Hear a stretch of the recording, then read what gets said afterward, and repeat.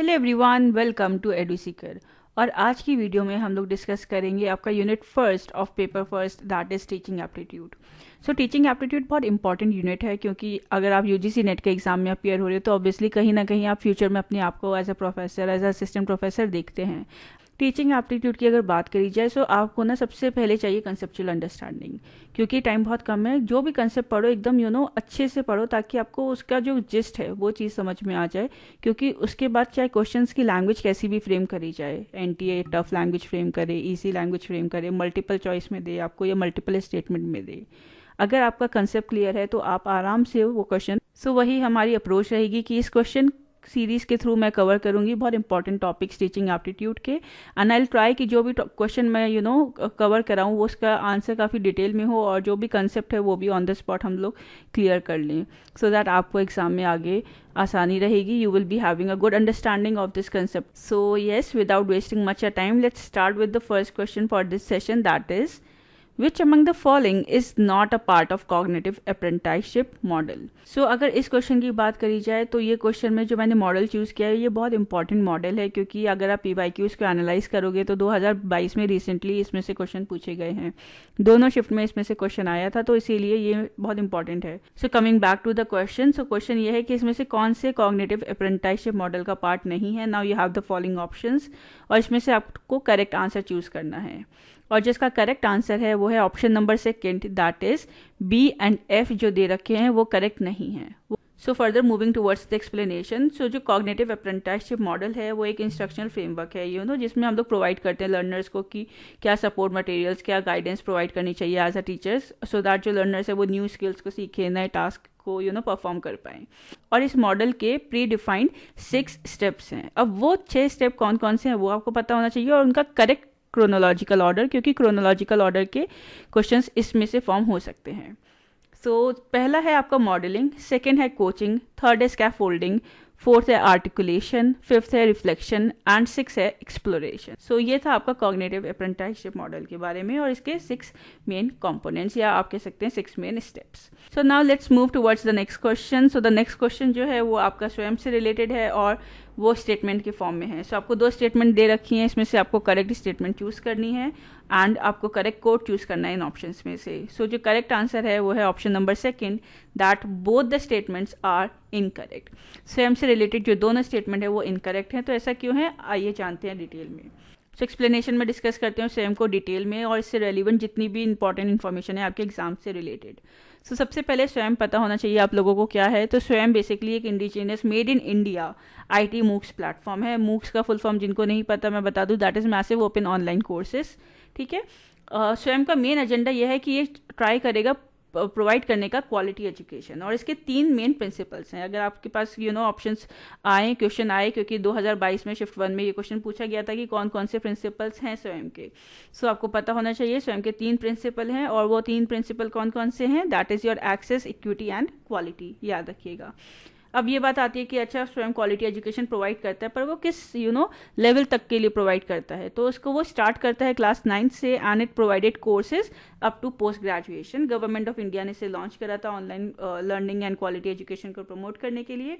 Then the next important thing that comes is इसका full form. So full form से related directly question आ जाते हैं। So इसका जो करेक्ट फुल फॉर्म है that is Study Webs of Active Learning for Young Aspiring Minds. Then let's move towards the tagline of Swayam, so that is शिक्षित Bharat and उन्नत भारत। इसको लॉन्च करा गया था 9 जुलाई 2017 में, एंड इसको डेवलप करा गया था by MHRD and AICTE along with the help of Microsoft. So ये 2 स्टेटमेंट्स आपके क्वेश्चंस में दे रखी थी जो गलत थी। सो जो करेक्ट डेट है लॉन्च की दैट इज 9 जुलाई 2017, और इसको डेवलप करा था MHRD which is your ministry of human resource and development, जो 2020 की NAP के बाद चेंज होकर जिसका नाम रीनेम कर दिया गया है एज मिनिस्ट्री ऑफ एजुकेशन, याद रखिएगा। ठीक है, आप चाहो तो आप एक मार्क करके अपने पॉइंट्स में नोट्स में लिख सकते हो। And along with AICTE, so AICTE is your all India council for technical education along with the help of Microsoft. ठीक है, इसके अलावा अगर स्वयं की फंक्शनिंग की बात करी जाए तो इसके 4 क्वाड्रेंट्स हैं। 4 क्वाड्रेंट्स के बेसिस पे ये फंक्शन करता है। पहला क्वाड्रेंट है video tutorial, then video tutorial then second है आपका E content, and third quadrant is self assessment, and quadrant fourth is discussion forum. So Swayam के 9 नेशनल कोऑर्डिनेटर्स हैं, एंड अगर आपको पता है कि वो 9 नेशनल कोऑर्डिनेटर्स कौन कौन से हैं, then please do let us know in the comment section, because we know but we also want कि आप अपने फ्रेंड्स को भी बताएं। सो एक ये इंटरेक्शन भी रहेगा कहीं ना कहीं आप लोगों को indirectly. So I want to see in the comment section कि आप में से किस किस लोगों को पता है, एंड कौन कौन से ऐसे बच्चे हैं जो ये वीडियो को ओबिडेंटली देख रहे हैं। So yes, I will be personally seeing the comment section. So do comment down the 9 national coordinators. So now let's move towards the next question. So जो next question है वो है assertion reason के form में। सो जो question है वो basically आपका ऑनलाइन टीचिंग से रिलेटेड है, और आपने जैसे देखा है सिलेबस में भी ऑनलाइन एंड ऑफलाइन टीचिंग आपका सिलेबस का पार्ट है, और ये जो कंसेप्ट है इससे काफ़ी क्वेश्चंस आते रहते हैं। सो आइए इस क्वेश्चन को सॉल्व करते हैं। So you have the assertion and reason. Now you have to choose the correct answer from the options given below. And the correct answer है that is option number first, that both assertion and reason are correct, and reason is the correct explanation of A. So how, let's discuss in detail.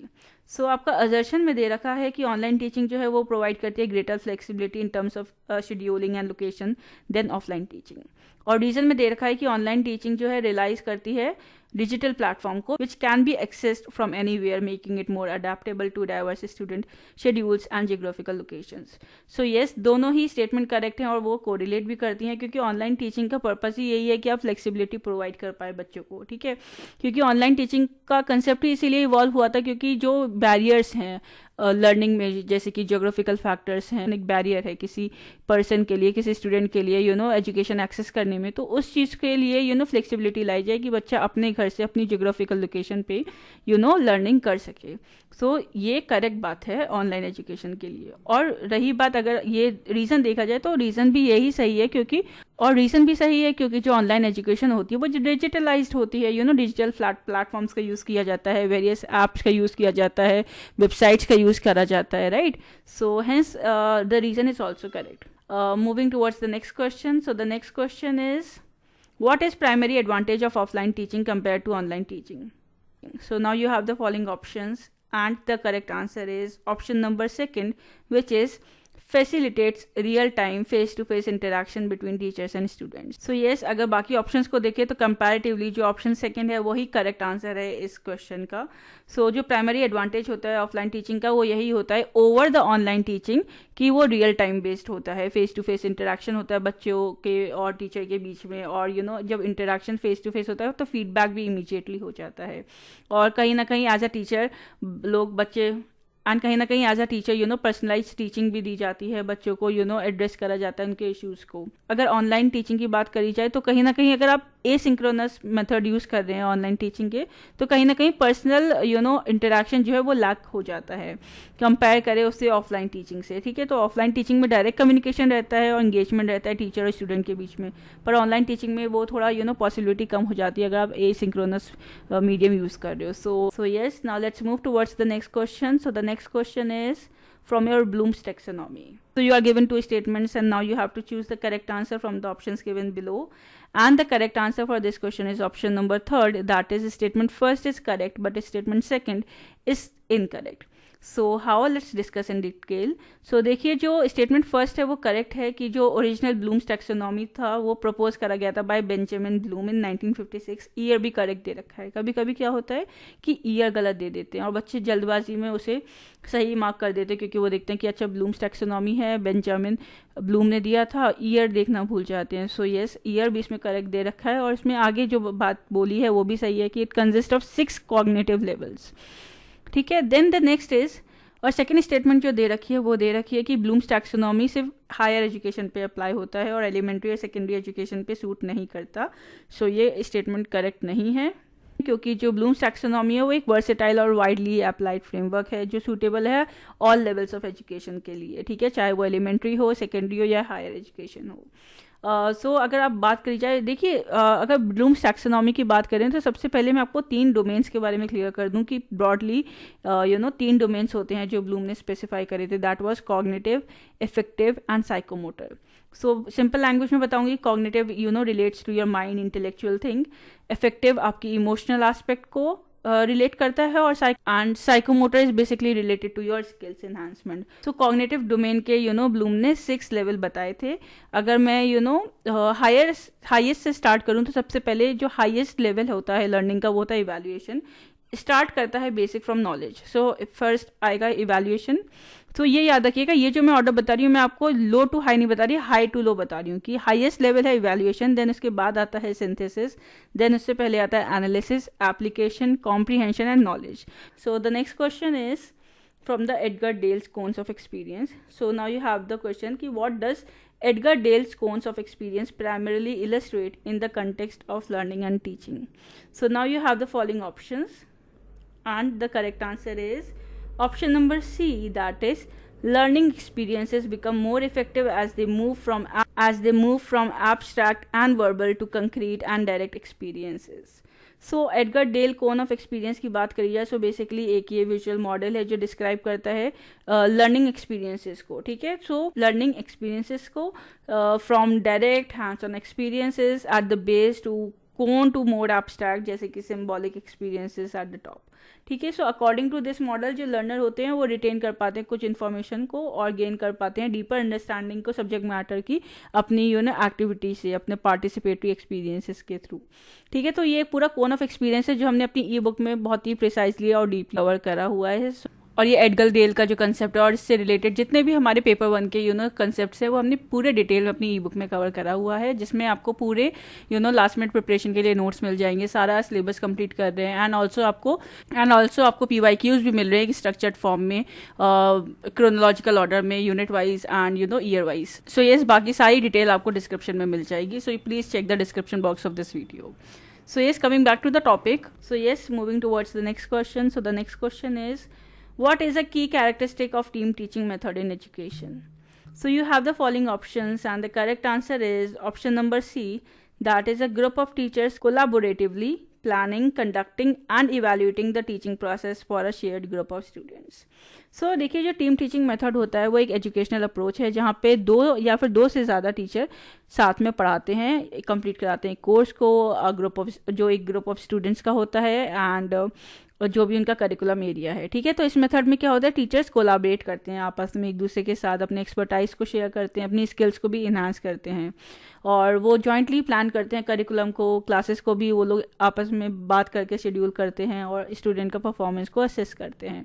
तो ये जो approach है ये allow करती है for a more diverse range of teaching styles and expertise to be brought into the classroom, जो बच्चों के लिए काफ़ी यूज़फुल हो सकती है। और फर्दर टीम टीचिंग जो मेथड है वो एक अलग मेथड है बाकी मेथड्स के लिए, जैसे कि अगर आप लेक्चर मेथड देखें जो एक बहुत कन्वेंशनल मेथड है, सो ये एक थोड़ी नई अप्रोच है, ठीक है, जो कोलाब्रेशन एंड कोऑर्डिनेशन को बढ़ाती है, ना कि सिर्फ बच्चों में but among teachers. So rather than independent और isolated teaching effort, it is more based on collaboration and coordination. So yes, now let's move towards the next question. So the next question is, which of the following best describe the concept of open learning in teaching method? So you have the following options, and the correct answer is option number C, that is a learning approach that prioritizes learner autonomy, flexibility and access to educational resources, often leveraging technology and distance education method. So open learning तभी होती है जो आप formal setting में नहीं करते। Open learning में ये होता है कि आपको फ्लेक्सिबिलिटी दी जाती है, आप अपने पेस पे चीज़ें सीख सकते हैं। जैसे इग्नू से आप अगर पढ़ाई कर रहे हैं, आपने कोई कोर्स में एनरोल करा है इग्नू के, तो वो भी एक ओपन लर्निंग प्लेटफॉर्म है। सो कभी कभी ऐसा होता है कि स्टूडेंट अपनी जो कन्वेंशनल लर्निंग प्रोग्राम्स जो होते हैं उनमें रेगुलर नहीं हो पाते ड्यू टू वेरियस रीज़न। किसी का हेल्थ इश्यू हो सकता है, किसी का पर्सनल फैमिली ओरिएंटेड इशू हो सकता है, या फाइनेंशियल इशू हो सकता है। सो उसकी वजह से जो स्टूडेंट है वो अपनी रेगुलर क्लासेस को ज्वाइन नहीं कर सकता। तो वहाँ कंसेप्ट आता है ओपन लर्निंग का, जिसमें क्लासेस का और अटेंडेंस का इतना इश्यू नहीं होता, आप अपने पेस पे अपनी ज्योग्राफिकल लोकेशन पे बैठ के पढ़ाई कर सकते हो, जो इम्फेसाइज करता है इंपॉर्टेंस ऑफ गिविंग लर्नर्स, कि लर्नर्स को हम लोग पावर दें कि वो अपने लर्निंग प्रोसेस को कंट्रोल कर सके, कि वो अपने पेस पे वो चीज़ों को सीख पाएँ। और ये जो अप्रोच होती है इसे इसीलिए कैरेक्टराइज करा जाता है by its flexibility in terms of time, location, pace of learning, ठीक है. It is often employs distance education methods and the use of technology, जैसे कि ऑनलाइन कोर्सेज का आप लोग यूज़ कर सकते हैं सो दैट आपकी लर्निंग को फैसिलिटेट करा जाएगा और आपकी एक सेल्फ पेज लर्निंग हो सकती है. ओपन लर्निंग सपोर्ट करता है आइडिया ऑफ एजुकेशन कि वो जो एजुकेशन है वो सबके पास एक्सेस हो टू एवरीवन, एंड जो एजुकेशन है उससे अडाप्ट करना चाहिए इंडिविजुअल नीड्स एंड सर्कमस्टांसिस को भी. और इसीलिए ही वो कॉन्ट्रास्ट करता है ट्रेडिशनल या फिर मोर रिजिड एजुकेशनल मेथड से ओपन लर्निंग का जो कंसेप्ट है, क्योंकि जो ट्रेडिशनल या फिर कन्वेंशनल मेथड्स हैं वहाँ fix curriculum time table follow करा जाता है, पर ओपन लर्निंग में ऐसा कुछ नहीं होता, फिक्स टाइम टेबल नहीं होता, आप अपने पेस पे चीज़ें सीख सकते हैं. और इसीलिए ये जो अप्रोच है वो फ़ायदेमंद रहती है for accommodating diverse learning styles and life situations of students, so making education more inclusive and accessible.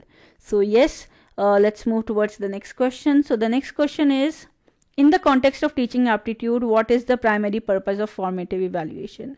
So now you have the following options, and the correct answer is option number B, that is to provide ongoing feedback to students for improving learning and teaching process. So basically formative evaluation in teaching जो है वो एक assessment approach है जो focus करता है on the on going process of learning rather than the final outcome. अगर आप फाइनल आउटकम की बात करेंगे तो वो आपका सबमेटिव असेसमेंट हो जाएगा, सबमेटिव इवैल्यूएशन हो जाएगा. ठीक है.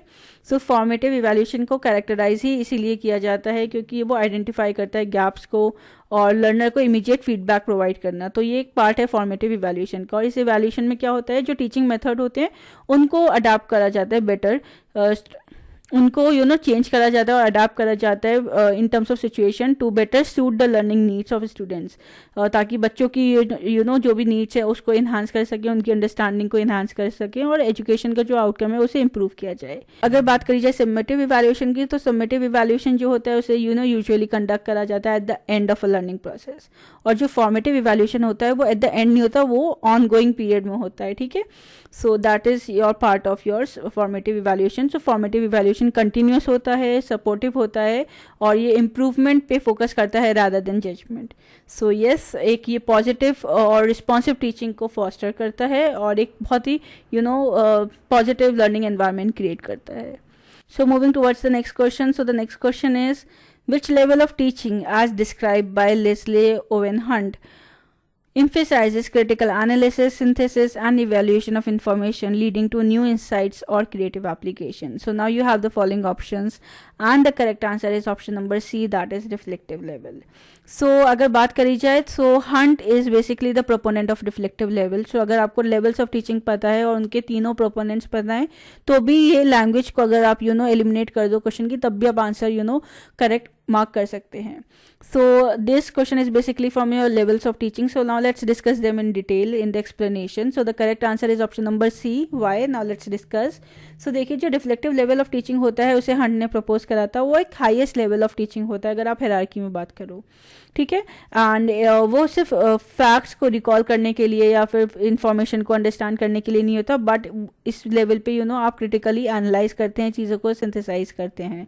और इस लेवल पे आके बच्चों को इंकरेज करा जाता है कि वो इवैल्यूएट करें इन्फॉर्मेशन को जो भी उन्होंने सीखा है और अप्लाई करें अपनी न्यू क्रिएटिव वेज के through, leading to the development of higher order thinking skills. तो अगर बच्चे अपनी खुद की क्रिएटिविटी इन्वॉल्व करेंगे किसी भी चीज़ में तो ऑब्वियसली उनका थिंकिंग स्किल्स, उनकी कैपेसिटी, उनकी एबिलिटी भी इन्हांस होगी.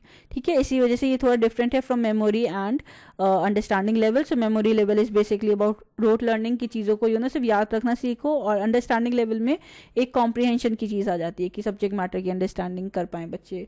तो 3 लेवल्स होते हैं टीचिंग के. पहला होता है आपका मेमोरी लेवल, फिर सेकंड होता है अंडरस्टैंडिंग और थर्ड होता है रिफ्लेक्टिव.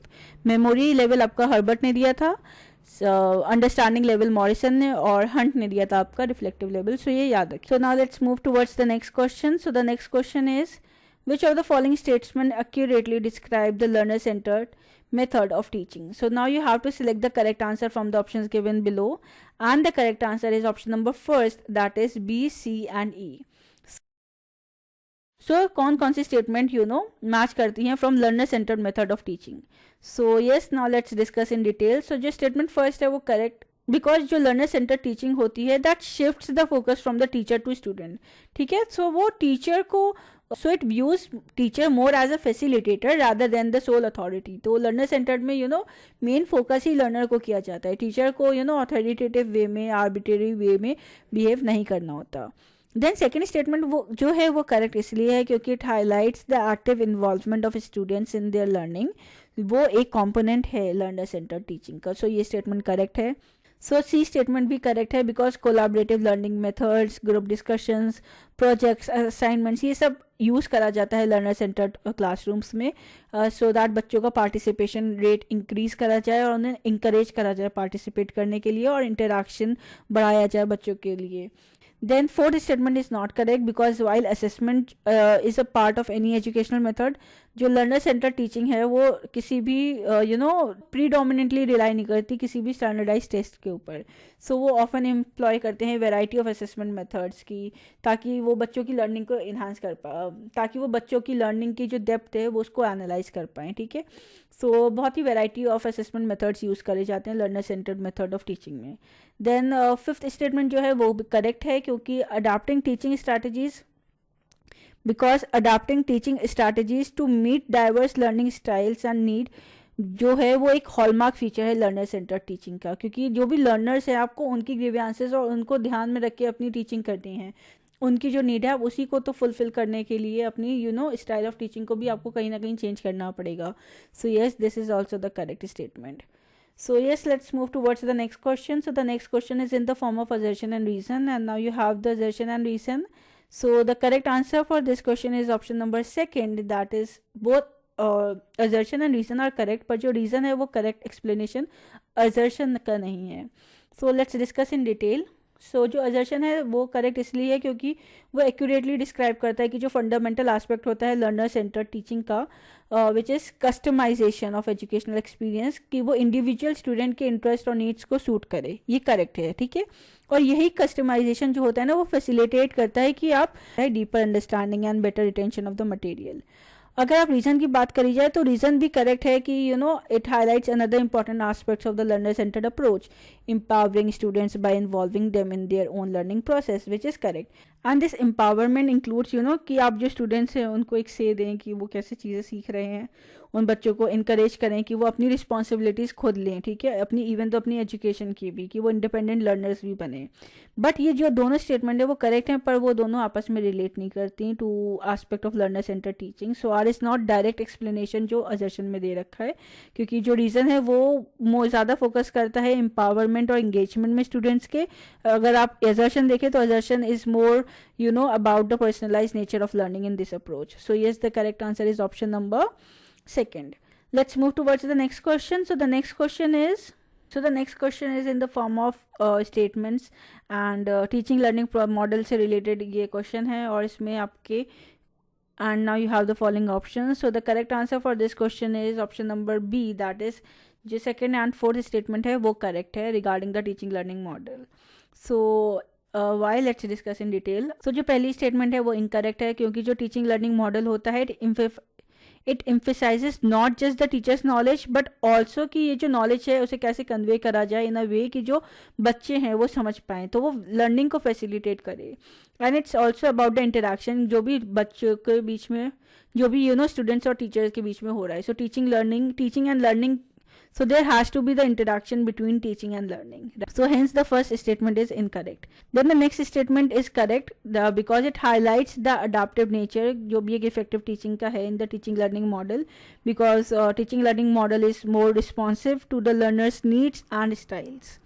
Then जो third statement है वो incorrect है because the teaching learning model recognizes the learning can occur in various contexts. So it is not exclusively with the formal teaching settings.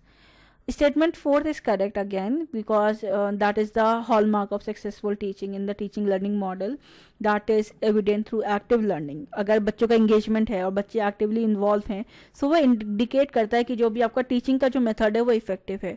और एक बात याद रखिएगा कि जो भी क्वेश्चंस आते हैं ना वो कहीं ना कहीं इसी एस्पेक्ट में होते हैं कि जो आपकी टीचिंग है वो इफेक्टिव है या नहीं, उस चीज़ को एनालाइज करने के लिए। तो जब भी आपसे टीचिंग एप्टीट्यूड के क्वेश्चंस आते हैं तो आप ये साइलेंट वर्ड तो उस टीचिंग के आगे लगा लीजिए, दैट इज इफेक्टिव टीचिंग, क्योंकि इफेक्टिव टीचिंग की बात हो रही है, सिर्फ टीचिंग की बात नहीं होती इसमें। And the fifth statement is incorrect because the teaching learning model जो है वो इम्फेसाइज करता है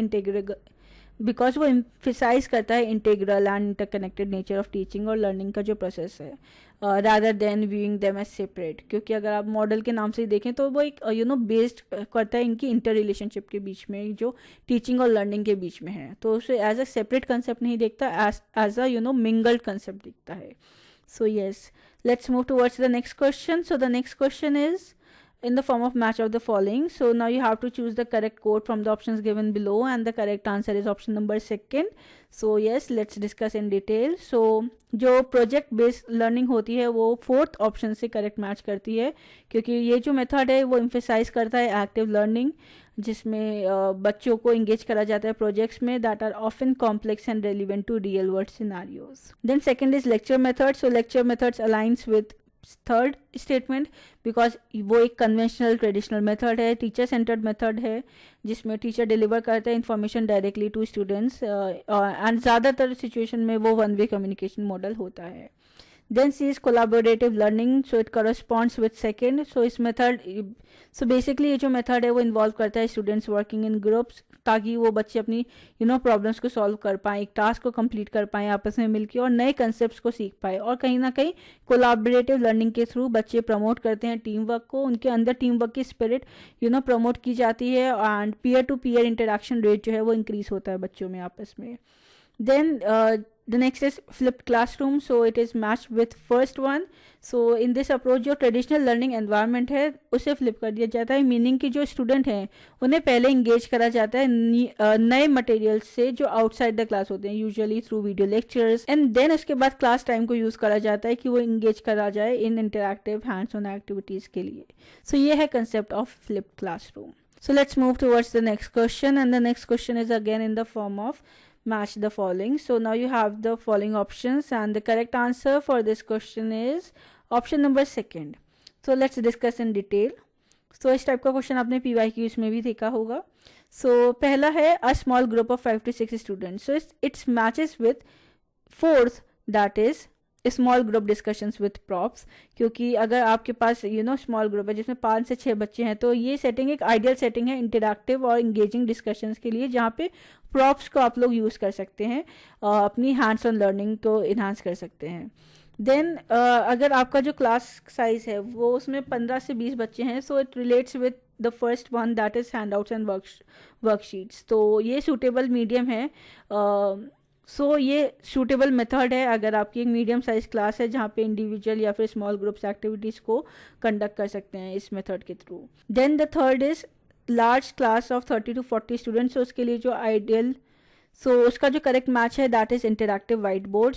जो इंटरैक्टिव वाइट बोर्ड है वो मेरे ख्याल से ज़्यादा इफेक्टिव है लार्ज क्लासेस के लिए, जहाँ पे लार्ज क्लासेस के लिए for demonstration and interactive presentation, so that सारे बच्चे जितने भी हैं सबको वो चीज़ें इफेक्टिवली दिखें, वो लोग इस पर इफेक्टिवली अंडरस्टैंड कर पाएँ कंसेप्ट को via the use of interactive white board. Then the next is very large lecture hall with over 50 students. So it matches with the third one, that is lecture with microphone and large projector screen. So अगर बहुत large setting में आपका classroom है, 50 से भी ज़्यादा बच्चे हैं, तो इस situation में आपको projectors यूज़ करने चाहिए, ऐसी sources यूज़ करनी चाहिए कि जो आपकी voice है वो हर एक बच्चे को सुनाई दे, चाहे वो आगे बैठे या बहुत दूर पीछे भी बैठे. एंड विजुअल एड्स जो हैं वो भी बहुत नेसेसरी हो जाती हैं, ताकि जितने भी बच्चे हैं दे कैन हियर एंड सी जो भी आप मटेरियल को प्रेजेंट कर रहे हो, इन्फॉर्मेशन को प्रेजेंट कर रहे हो. सो ये सिचुएशन के हिसाब से आपको करेक्टली मैच करने थे, and this is the correct matching. So yes, this is all for today's video. I hope you find this video helpful. Then please do like, share and comment, and stay tuned for the more upcoming videos. Thank you.